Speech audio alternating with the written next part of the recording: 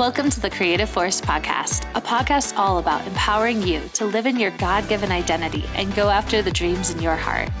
I'm your host, Sharon Stark, and every week we'll be having powerful conversations that will combine practical and biblical wisdom for living your purpose. Let's get started. Welcome to the Creative Force Podcast. I'm here today with Christi Bovee. Christi is a returning guest, and I know if you guys listened to her previous episode on finding your voice that you've already been inspired by her. Welcome back, Christi. Can you share with the audience maybe something new about yourself? Hi, Sharon. Thank you so much for having me again. This is so much fun and something new about myself. I love to downhill ski. I've been skiing since I was 4 years old. I actually did a little racing even, some downhill slalom. And I think if I were to do anything, it's on top of my list to go downhill skiing, which is helpful because we live in Colorado. Yeah. So that's really a lot of fun. And I love it almost as much as I love working with people's voices. Yeah. It's just going fast and just being free out on the mountain. It's just great. It's just the best feeling. When was the last time you've gone out and done it? You know, I didn't get out last season, so I'm really hoping to get out this year, but it's been a couple of years, and it takes some effort to get the schedule. You know, you do really need some time to get out and do it. And we're about, what would you say, an hour and 45 minutes from we're pretty close to all of like the really famous spots. But I think my dream would be to live somewhere where I could just go for a couple of runs in the morning, you know, down the hill, and then in the afternoon just teach voice. It would be fun. That's awesome. To have the best of both worlds. Yeah. We're just not quite that close, you know, in proximity to skiing, but I love it. It's one of my favorite things to do. Yeah, that sounds so fun. And today on today's episode, we're talking about giving yourself permission to suck. Can you just explain, like, what does that mean to give yourself that permission? Yeah, well, some people are a little taken aback by the word suck, you know. They don't like that word. But really, it's about making friends with failure, getting used to not being perfect at something, and letting yourself be a beginner. I think that we have a report card mentality that definitely comes from the way we all were raised, the way we went to school, and it's either you're getting an A or you're getting an F, and there's really a lot of beautiful gray area in between those two things. And I think if you can make friends with failure. I joke with my students, you know, I want you to French kiss failure because then you're changing the story around it. It's not, oh, I failed, so that means it's over. We shut it down. No, we're going, you know, onto something completely different.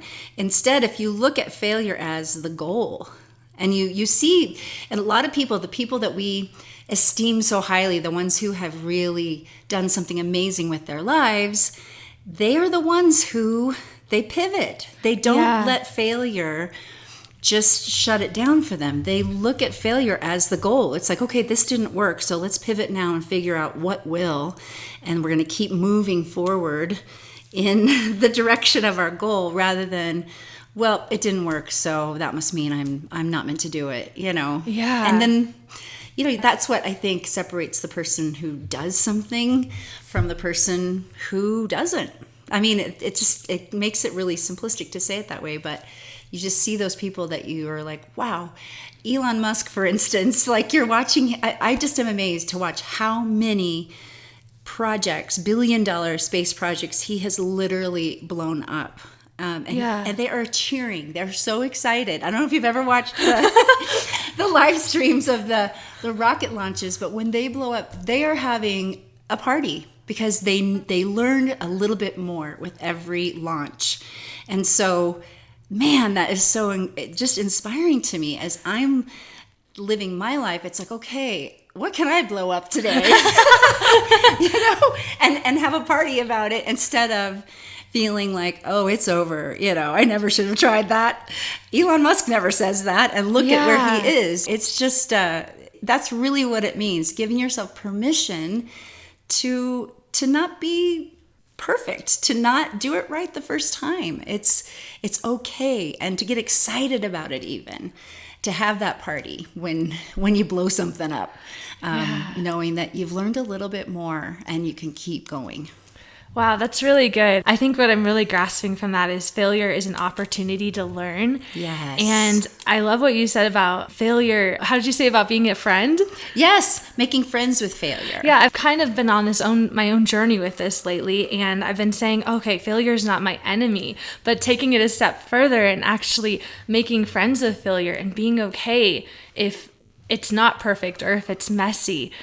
Can you share with us maybe just examples in your own life when you've kind of had to do this? Well, I think definitely when I launched the Voice Love Company on YouTube, and I've tried multiple different things and had to learn a lot of things and cry because I didn't know how to do things. I'd be so frustrated with the technology side of it. But there's a YouTube tutorial for everything. There's a technology tutorial for everything that you're wanting to learn. And so just allowing myself to feel dumb and to feel like, oh, I don't know how to do this, and it is so frustrating. But it got a little easier every day. And as I continued to push forward and continued to learn new skills, and everything that I'd come up against, I'd have to take it from the ground up and learn that skill. It just was about showing up every day and knowing that I'm called to start this project. So I'm going to continue to feel dumb today and know that I'm learning a little bit more as I push forward through that feeling of inadequacy, and being able to just love myself through it and not get intimidated by the technology, which I think is a big barrier for a lot of people when they're stepping into something new. Because technology is just part of everything now. It seems like no matter what it is you're wanting to do. Yeah, I think that's a big part of it, is just letting yourself be okay, not knowing how it works, but knowing that you can learn. You can learn. There's always an opportunity to learn and grow. And I think that is a mindset too, to have a mindset that like whatever problem comes your way, that you can solve it, that you can figure it out. I really love ChatGPT right now. Yes, the AI. I have not used it yet. I ask it a lot of questions. Yes. It's super helpful, I find, just for getting information, and there's so many ways it can be used. That's fascinating. So yeah, really, we have the internet at our fingertips. We can figure things out. And you're talking about loving yourself through it. How do you encourage yourself? What are the things that you speak to yourself when you are in that spot trying to figure things out and maybe not feeling like you're making any progress? It's such a good question, because I think, I'm trying to think who said it. 90% of their journey was working on themselves, working on their mindset. And 10% was working on whatever this amazing thing that they made was, And so it really is a matter of becoming the person that you are meant to be in the midst of this journey. And that means thinking about what you're thinking about, working on your mindset, reading good content that encourages you in your growth, and continuing to put yourself in a position, a posture of believing in yourself that you can. And that takes a little discipline, and it definitely is a way that you need to be starting your day. I just really believe that that's hugely important, is how you begin your day, is how your day is going to go. And so just making that time to meditate or pray, or making sure you're reading something that's really edifying to your heart, taking time to take care of your body, making sure you're sleeping. Yeah. Sleep is always really good, because I know when I'm tired, that makes me I have more of a tendency to be down on myself and be frustrated. Yeah. So making sure I'm resting, and all the things that to do, eating good food, making sure you're hydrated. But I think especially what you're feeding your mind is huge in this journey of being able to accept yourself and love yourself through the process of being a beginner. Yeah, and what's some of the content that you really enjoy or that inspires you? Oh gosh, I am really I love the Diary of a CEO podcast right now.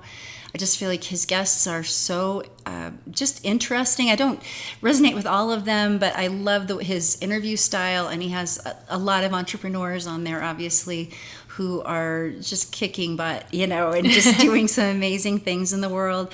And I do feel like the entrepreneurial side of things definitely is important to, even if that's not your vibe and you're more artistic or what have you, it's really important to understand how these people, these movers and shakers, think and how they work and how they make stuff happen. And I just have found it to be a really good fit with a more creative kind of flow as well. So I'm really loving that one, Diary of a CEO. There's so many good ones. What do you like to listen to? Because I know this is really your jam right now. Yeah. Too. I mean, I recently had a friend share with me the Jay Shetty podcast. And so that's kind of been what I've been consuming lately. Love him. And I've just been super inspired by that. He actually said something on one of the recent episodes, and I'm sure people have heard the quote, like, fake it till you make it. But he was actually saying, embrace it until you make it. Ooh, I love that. Yeah, and I mean, I feel like that kind of goes along with what we're talking about, is just embracing that uncomfortability, like that feeling of, oh, I'm not good enough. That's really what's been inspiring me lately. Oh, that is fantastic. And I love his book, Think Like a Monk. I think, I don't know if you've read that at all. I haven't, actually. But yeah, he just lays out some really good principles of, just how to live as a creative and someone who's pushing past the boundaries and the barriers, even the self-imposed barriers. So I love that. Embrace it until you make it. That just, that does something in my heart. I love that. Yeah, that's cool. I'm glad. Yeah.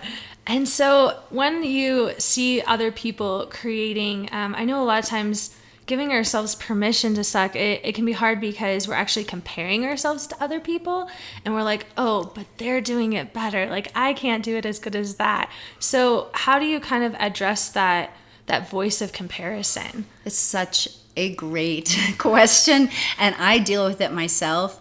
Even in the space that I'm in on YouTube, there are a lot of other people who have built their channels way bigger, way faster, and so the tendency and the temptation has been, I'm not doing it right. They're doing it better than I am. I think the best way to deal with that is to just keep your blinders on, continue doing the inner work, the mind work, the heart work, and knowing who you are. Knowing that you are on your own journey. I am going to reach someone in my audience that other person won't reach, know. I also think that keeping your eyes on, who am I serving? Who am I serving with? I'm called to do. That is very helpful for the comparison trap, because then you're really focusing on your audience. You're focusing on service rather than selfish, which is, what comparison really makes you do. It makes you look inward, and it can be a very self-centered kind of a heart posture. So keeping your heart focused on, okay, I'm serving this person. How can I most authentically engage with my audience today? What can I do for them? That really helps you just keep your eyes off all the other stuff that's going on. There's always going to be somebody better. Always. Yeah. I think as a musician, you learn that really quickly. There's always someone. There's always someone better than you. And you can let that shut you down, or you can let it light a fire under you and spur you on to do more in what you can do. It can make you better. So I love that. Yeah. And you've worked with a lot of students. What are maybe some of the excuses that students have kind of given for maybe like not creating or not performing, and how can we kind of get over some of those excuses that might stand in our way? Right. No, I appreciate that so much. And again, I feel it in my own self. I know when I get tired, it's an excuse, it's like, I'm just too tired. I've just been doing it for so long. I don't know if I can keep going, But again, I think focusing on service, focusing on, okay, it's not about me. I can rest and be, strengthened in the ways I know to take care of myself, but I need to keep going. I know that's my calling.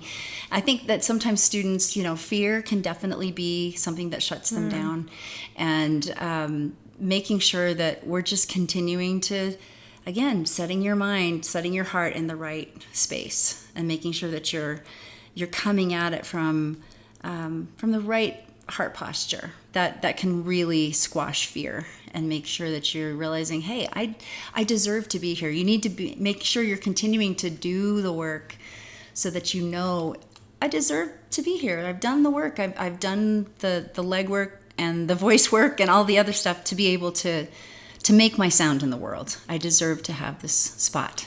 Yeah, and I think the more you do the work, the more it gives you the confidence. I know for myself, when I've gone on stage to like dance or to perform, it's kind of like the fact that I've done it before. That's like kind of what I tell myself to like almost reassure myself. It's like, okay, I've done this before.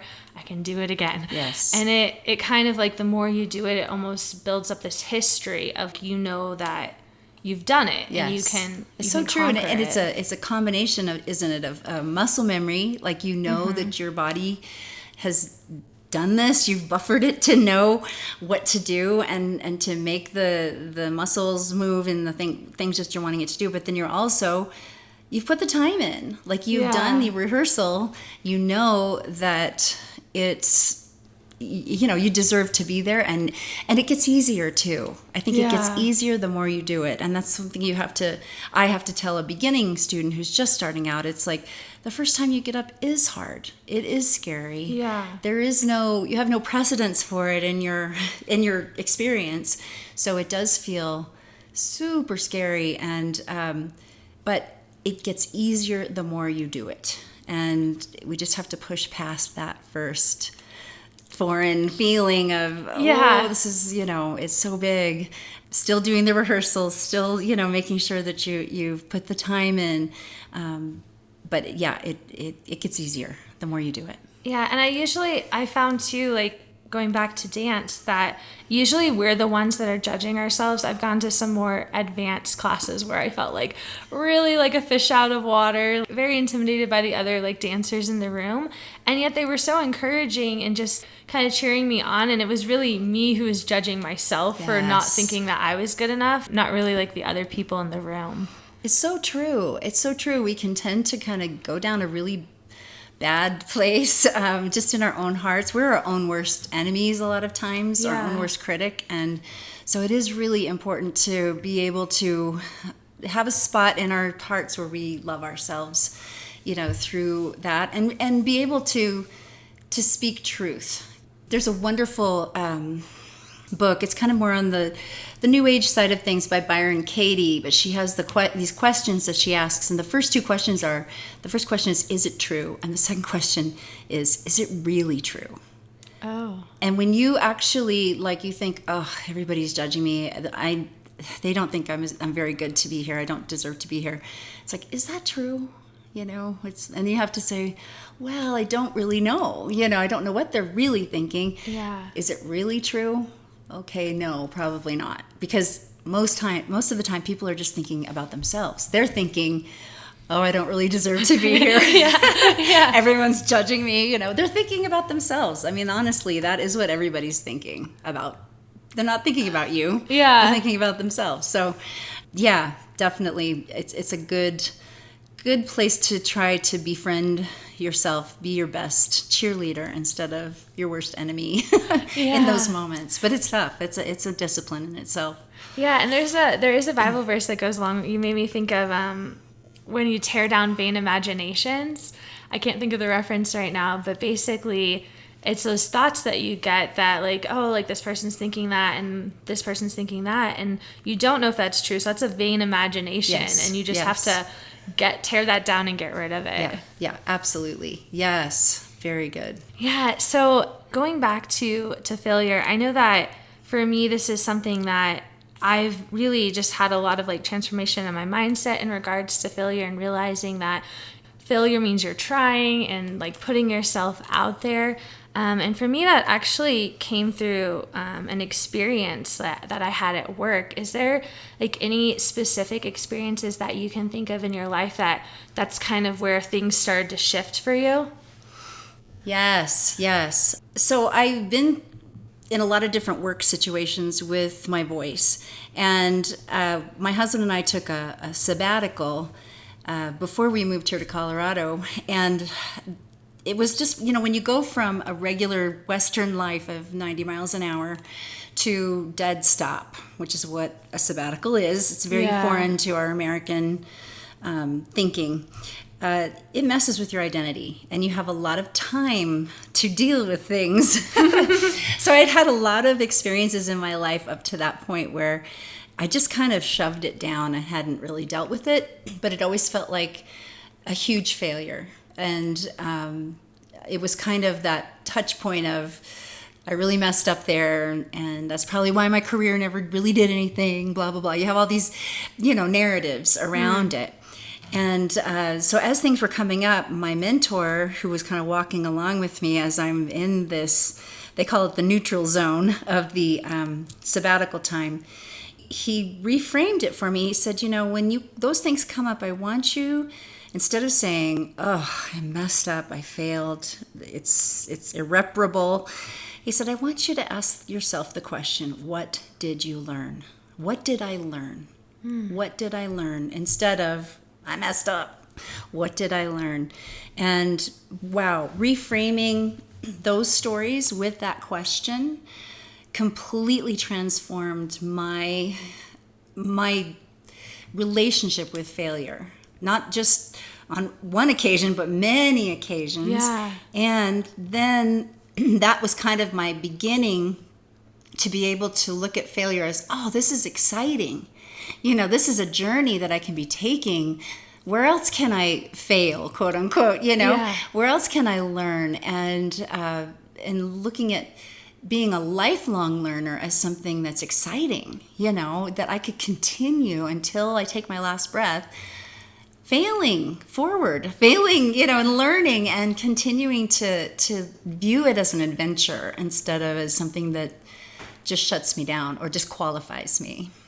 Wow, that is amazing. I feel like that's an exercise that the listeners could do, just going back to past experiences and maybe getting a sheet of paper and writing down, like, what did I learn from that? That's powerful. Yes, it's interesting you say that because I tell the story in my Permission to Suck course. Okay. And that is something that I have you do, is you go through and you actually...